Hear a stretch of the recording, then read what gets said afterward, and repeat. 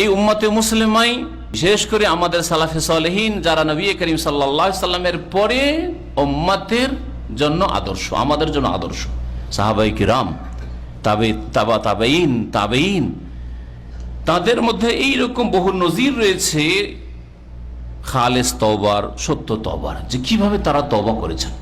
তাদের জন্য পুলিশ পাঠাইতে হয়নি, তাদের জন্য পাহারাদার বসাইতে হয়নি, তাদেরকে ধরার জন্য সিআইডি তদন্ত করতে হয়নি, তাদের অপরাধীদেরকে ধরার জন্য নিজেরা এসে আত্মসমর্পণ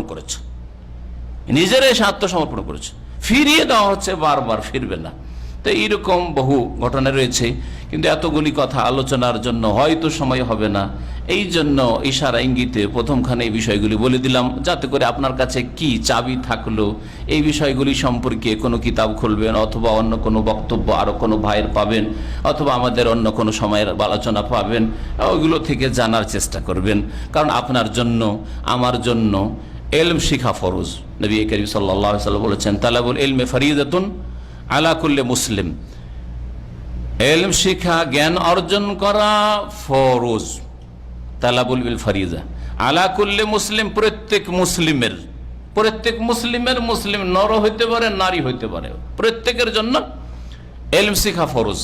কোরআন এবং হাদিসের ভাষায় যেখানে ইলম বলা হয়েছে, ইলম মানে দুনিয়ার ইলম বলা হয়নি, কোরআন এবং হাদিসের ইলমকে বোঝানো হয়েছে। এই জন্য তালাবুল ইলমে মানে ইলমে শারঈ, কোরআন সুন্নাহর ইলম হাসিল করা প্রত্যেক মুসলিমের জন্য ফরজ, প্রত্যেক মুসলিমের জন্য ফরজে আইন। এতটা পরিমাণ শিখা যার মাধ্যমে সে আল্লাহকে জানতে পারে, আল্লাহ সম্পর্কে সঠিক আকীদা রাখতে পারে। তারপরে যেসব ইমানের বিষয় রয়েছে, আকীদার বিষয় রয়েছে, সেগুলি সম্পর্কে তার বিশুদ্ধ আকীদা হইতে পারে। তারপরে সুন্দরভাবে ইবাদত করতে পারে, নামাজ সম্পর্কে জানে, ঠিক রোজা সম্পর্কে জানে, হজ করতে গেলে হজ সম্পর্কে জানে, ওমরা করতে গেলে ওমরা সম্পর্কে জানে, দিনের হালাল হারাম জানে, আর আখলাক চরিত্র জানে। এতটা শিখা ফরজ। আর বড় বড় আলেম তৈরি হওয়া, ইসলামিক স্কলার তৈরি হওয়া, এটা হচ্ছে ফরজে কিফায়া। তাহলে তওবা সম্পর্কে, ইস্তেগফার সম্পর্কে, এটা আপনার ইবাদত, এই সম্পর্কে জানাও আপনি একজন মুসলিম হিসাবে আপনার উপর ফরজ।